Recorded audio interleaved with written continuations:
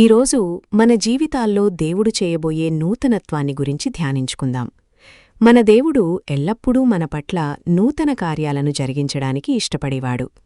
పరిశుద్ధ గ్రంథంలో యెషయా 43:19 ద్వారా ఆయన మనతో ఇలా సెలవిస్తున్నారు: ఇదిగో నేనొక నూతన క్రియ చేయుచున్నాను, ఇప్పుడే అది మొలుచును, మీరు దాన్ని నాలోచింపరా?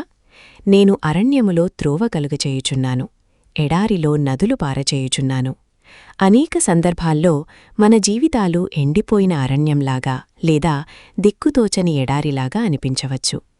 ఏ దారి కనిపించక అంతా శూన్యంగా ఉండని మనం నిరాశ చెందుతున్నప్పుడు కూడా దేవుడు నిరంతరం తన శక్తితో మన కోసం కొత్త మార్గాలను సృష్టిస్తూనే ఉంటారు. ఏ వనరులు లేని చోట ఆయన ఆశీర్వాదాల నదులను ప్రవహింపచేయగలరు.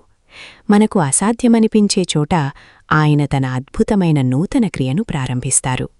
కాబట్టి మన పరిస్థితులను చూసి భయపడకుండా ఆయన మన జీవితాల్లో చేయబోయే ఆ కొత్త కార్యాల కోసం విశ్వాసంతో ఎదురుచూద్దాం. ఇప్పుడు ఒక చిన్న ప్రార్థన.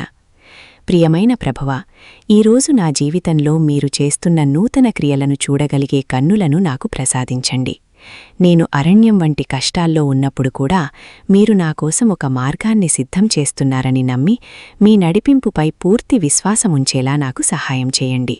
ఆమేన్.